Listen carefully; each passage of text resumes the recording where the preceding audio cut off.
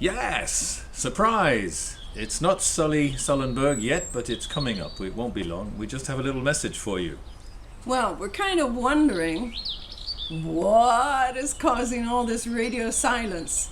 We've sent you a couple of mails, a couple of a song that I of course, being absolutely impartial, thought was fantastic.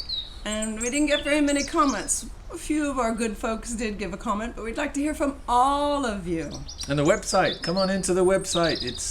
It's not perfect, but we need your suggestions and help to make it better. And you can download stuff, and there are some pages that we want to build together for good sites, good tools, etc. So come and join us. Get in touch, and enjoy Sully, and enjoy this new teaching tool that we're going to show you. And we want your news too. Yeah, we want a daily dose of your news. Thank you. Bye-bye. Here's Sully.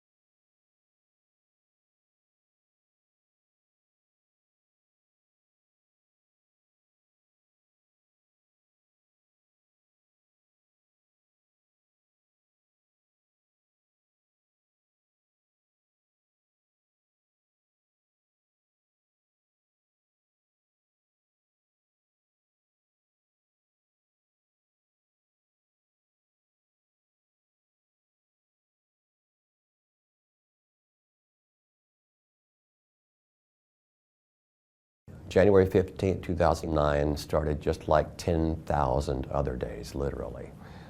And Flight 1549 initially, like all those other flights for so long, was completely routine and unremarkable for the first 100 seconds.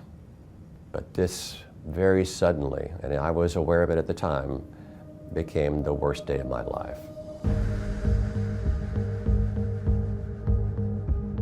We were traveling at that point 316 feet per second. So I saw the birds about 3 football field lengths ahead, but not enough time to maneuver away from them. And then they filled the windscreen as if it were a Hitchcock film. And this was a large flock of large birds. The species Canada geese, they weigh 8 or 10, sometimes 12 pounds. They have 5 foot or 6 foot wingspans. And they struck the airplane along the leading edges of the wings, the nose, and into the center, the core of both jet engines. Now, jet engines are turbines. They're finely balanced machinery spinning at tens of thousands of revolutions per minute, and having a 10-pound object or two go through each of them in the center, the core of the engine, is incredibly damaging and disruptive. Immediately I could hear terrible noises from the machinery being damaged I'd never heard in an airplane before. I could feel terrible vibrations I'd never felt in an airplane before. And then I received confirmation of what I believed had happened when I could smell coming into the cabin air the burning bird odor from the engines. And then the thrust loss was sudden, complete, symmetrical bilaterally, both engines at once. It felt as if the bottom had fallen out of our world. And my body responded immediately in a very normal human way to this sudden life-threatening stress. I was aware of that as it happened. I could feel my pulse shoot up, my blood pressure spike, my perceptual field narrow in tunnel vision because of the stress. I remember vividly my first 3 conscious thoughts. This can't be happening. Having read about many accident flights, a very typical response rooted in disbelief, followed immediately by, this doesn't happen to me. In other words, for over 4 decades, I had never been so challenged in an airplane I doubted the outcome. Followed immediately by a realization that unlike all those other flights I'd had for 42 years, this one probably would not end on a runway with the aircraft undamaged. And I was okay with that, as long as I could solve the problem. And so even though we'd never trained for this, in flight simulators of the airline, it was not possible to practice a water landing. They aren't programmed for it. The only training we'd ever gotten for a water landing was a theoretical classroom discussion. But because I had learned my craft so well, I knew my airplane and my profession so intimately, I could set clear priorities. And so I chose to do only the highest priority items. And then I had the discipline to ignore everything I did not have time to do as being only distractions and potential detriments to our performance.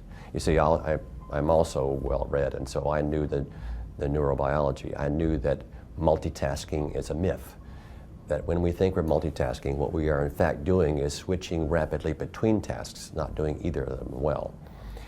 And so I chose not to try to do too much.